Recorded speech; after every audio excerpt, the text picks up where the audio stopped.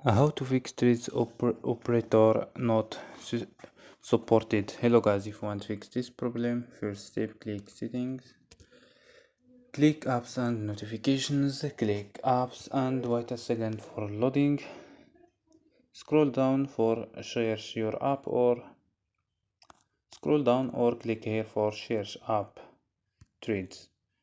Go to force stop, click OK and go to storage, click clear data and click OK and click clear cache. After these steps, go to Wi-Fi and turn off your Wi-Fi and turn on your Wi-Fi. So don't forget like and subscribe. Bye.